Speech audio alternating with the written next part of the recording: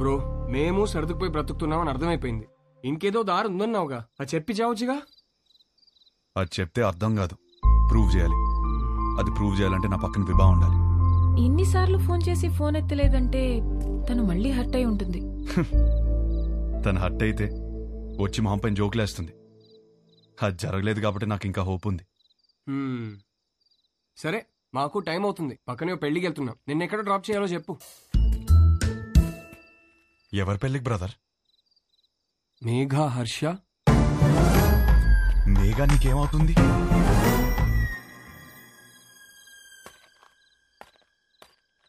నా cousin brother. నువ్వు? నేను హర్ష బ్రదర్.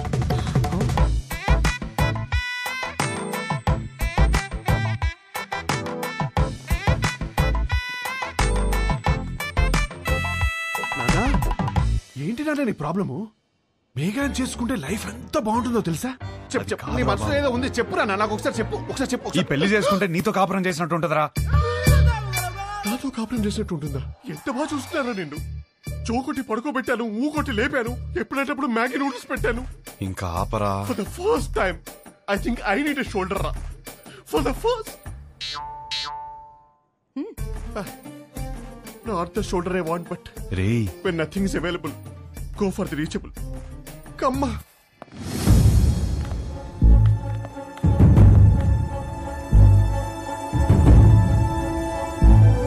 నీకు విభా తెలుసా?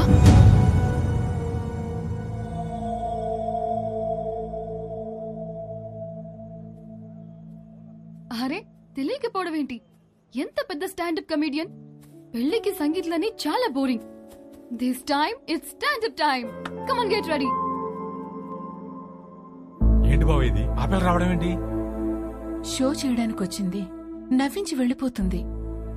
నవ్వించకపోయినా పర్వాలేదు, నవ్వుల పాలు చేయకపోతే చాలు. హర్ష, విభా బాగా హర్ట్ అయి ఉంటుంది. ఇప్పుడు ఎలాంటి జోక్స్ వేస్తుందో ఏంటో. ఆ జోకులు నీ మీద మాత్రం వేయకూడదని కోరుకుంటున్నా.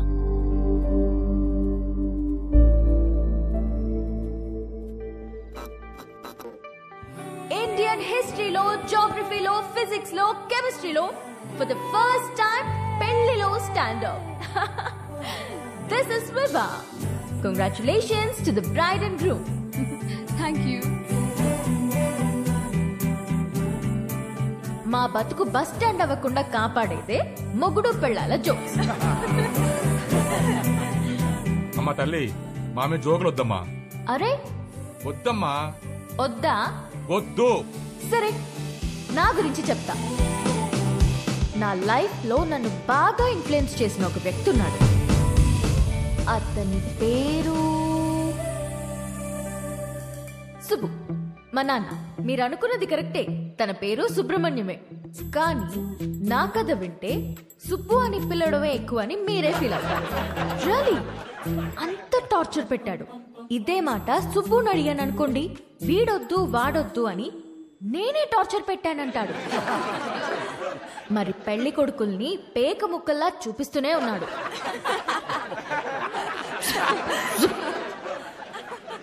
నేనేమో కింగ్ ని ఎక్స్పెక్ట్ చేస్తుంటే 13 కార్డులో జోకర్లే. 13 జోకర్లనే చూపిస్తుంటే నేనేం చేస్తాను? కేంద్రా నింజా. అప్పుడొచ్చాడు నా రాజకుమారుడు.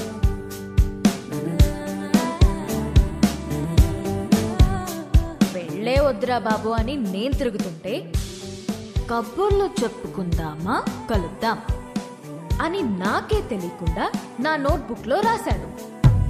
సుబ్బు పంపిన జోకర్ అయి ఉంటాడులే అనుకుని లోలా బైక్ ఎక్కా. వాడు చెప్పాడు కబుర్లు. రోజంతా టైమే తెలియలేదు. దిగాక తెలిసింది వాడు లోలా వాడు కాదు, ఆ బుక్ లో రాసిన అవులాగాడు. సుబ్బు పంపిన వాడికి అంత బుర్ర ఉండదే అనుకుని దమ్ముంటే కలువన్నాను. వాడి సంగతి తేల్చేద్దామని రమ్మన్నా. పెళ్లి విషయంలో నాకున్న భయం పోవాలంటే యూ నీడ్ అ హోప్ అని నా కోసం పింక్ బలూన్ పెట్టాడు. హోప్ అంటే ఎంత బలంగా ఉండాలి. బలూన్ ఇచ్చాడు, అది ఆలోచించుకుంటూ సిటీ మొత్తం తిరిగాను. అప్పుడు తగిలాడు ఒకడు. చుట్టూ పొదలు, మనుషులు లేరు, వెన్నులో వణుకు మొదలైంది. ఏం కావాలరా అని అడిగితే ఒక్క ఛాన్స్ ఇమ్మన్నాడు. ఎలాగో ఎస్కేప్ అయ్యి ఇంటికొచ్చాను గాని వణుకు మాత్రం తగ్గలేదు. ఎవరితోనైనా మాట్లాడితే భయం పోతుందని కాంటాక్ట్ లిస్ట్ మొత్తం వెతికాను. ఎవరికే చేయాలనిపించలేదు. సుబ్బుకి చేద్దామంటే అక్కడికి ఎందుకు వెళ్ళావు, అక్కడేం పని నీకు అని మొదలెడతాడు. నా సిచ్యువేషన్ని అర్థం చేసుకోడు. సడన్ గా ఒంటరిగా ఉన్నానని అనిపించింది. కాంటాక్ట్ లిస్ట్ లో ఎన్ని వందల పేర్లు ఉన్నాయని కాదు, అవసరమైనప్పుడు మన ఎమోషన్స్ ని షేర్ చేసుకోవడానికి మనకంటూ ఒకడు ఉండాలి. అందుకే పెళ్లి చేస్తారేమో. అప్పుడొచ్చింది మెసేజ్ వాడి దగ్గర నుండి, calm down, you're not alone అని. ఆ ఒక్క మాట నాకు ధైర్యాన్ని ఇచ్చింది.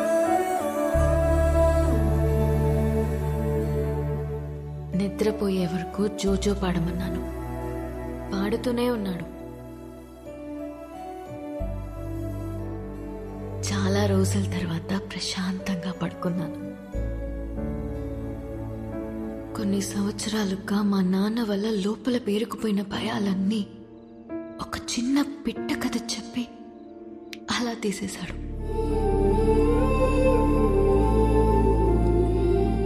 కనిపించకుండానే ఒక కాపురం చూపించాడు.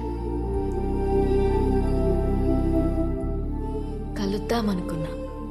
మా నాన్నకి హీ ఈజ్ ద వన్ అని చూపించాలని వెయిట్ చేశాను. అంతలోనే మా నాన్న షాక్ ఇచ్చాడు, వాడికి పెళ్ళి అని.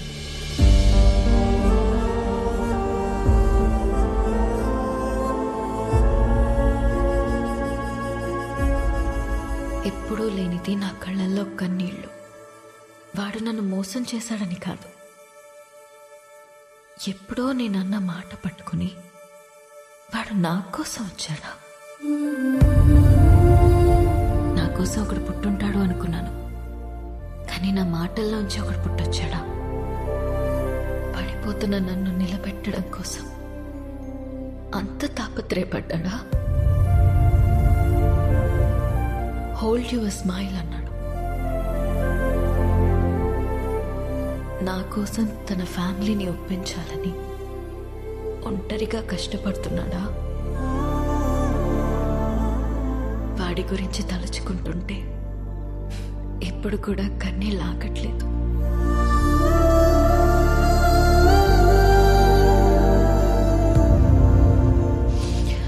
ఇప్పటికిప్పుడు వాడిని హక్ చేసుకోవాలనుంది,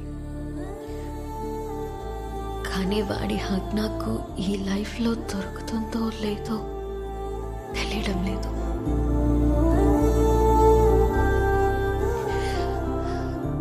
కథ మధ్యలో ఆపేస్తున్నందుకు క్షమించండి.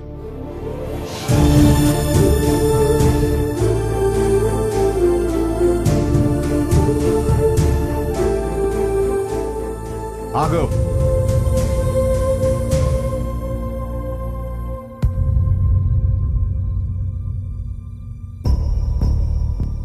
ఆగాను, చెప్పండి.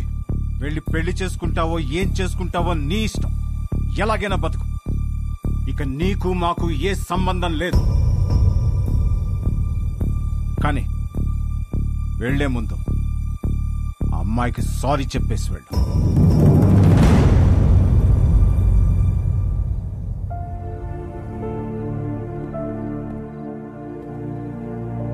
చూడు మేఘా, నీకు సారీ చెప్పాలా లేదా విభాని ఎందుకు పెళ్లి చేసుకోవాలి తెలియాలా? ఆల్రెడీ విభా నన్ను కలిసి అంతా నాకు చెప్పింది. నాకంతా అర్థమైంది, అందుకే తనని పిలిచాను. కానీ అంకుల్, మీకే హర్ష అంటే ఏంటో ఇంకా అర్థం కాలేదనుకుంటా. ఎగ్జాక్ట్లీ. ఆ రోజు మీ అందరికీ అర్థమయ్యేలా చెప్దాం అనుకున్నాను, కానీ పక్కన అమ్మాయి లేదు, రాదు అన్నారు. ఇవాళ అమ్మాయి వచ్చింది, ఇవాళ కూడా చెప్పకుండా వెళ్ళిపోమంటారే, నాకు అర్థం కాదు. మీరేమన్నారు? కాపురానికి కావాల్సిన ఏకైక ఎలిజిబిలిటీ సర్దుకుపోవడమా? ఇంకొకటి ఉంది నాన్న.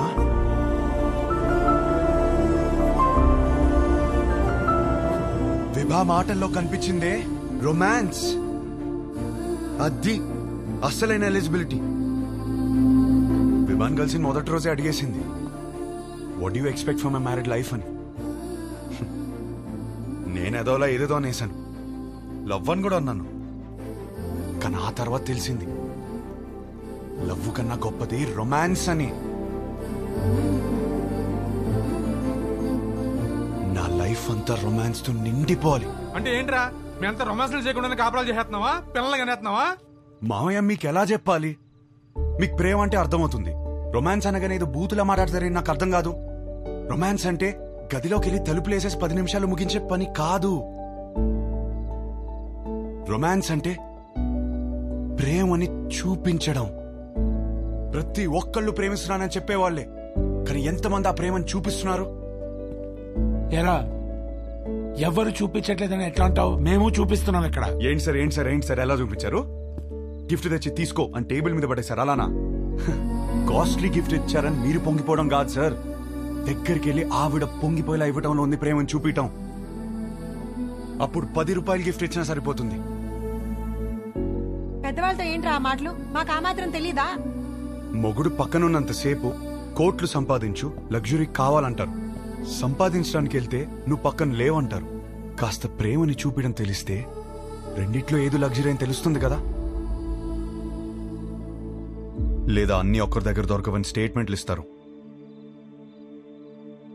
ఒకరి దగ్గర దొరకకపోతే ఇంకెక్కడ దొరకదు సార్.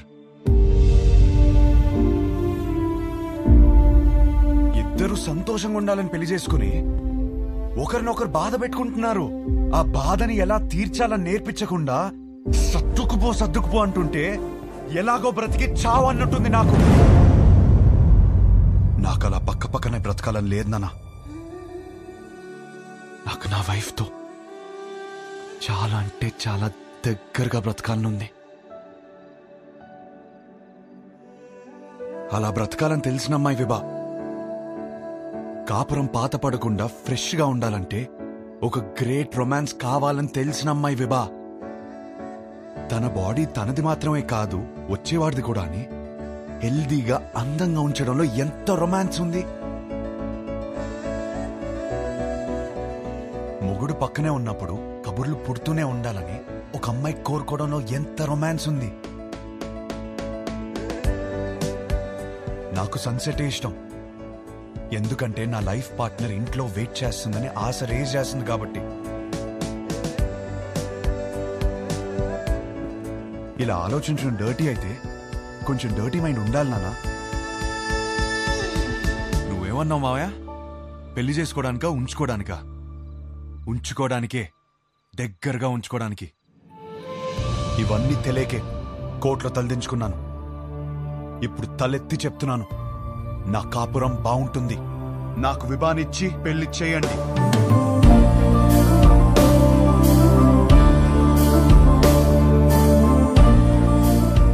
కాలు పట్టుకుని ఒప్పిస్తాడనుకుంటే మెడ పట్టేసుకున్నాడేమిటి?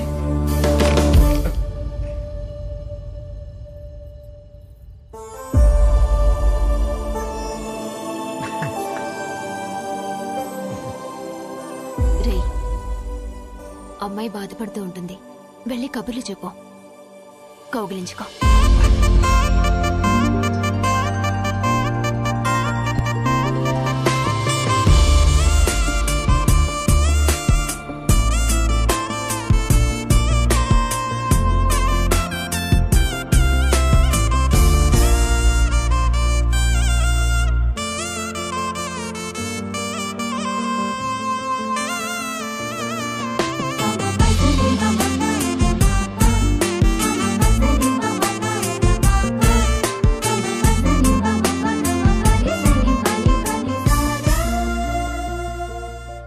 కౌగిలించుకోమంది, ఇంకా కబుర్లు చెప్పుకోమంది,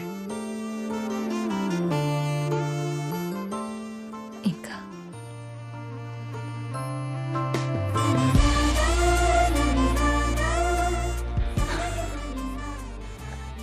నీతో కనీసం 25,000 మీల్స్ కలిసి తినాలి.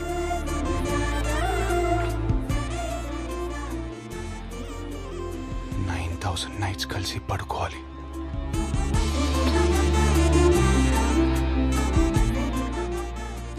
వందల వెకేషన్కి వెళ్ళాలి. అన్నిటికీ మించి కొన్ని లక్షల కబుర్లు చెప్పుకోవాలి.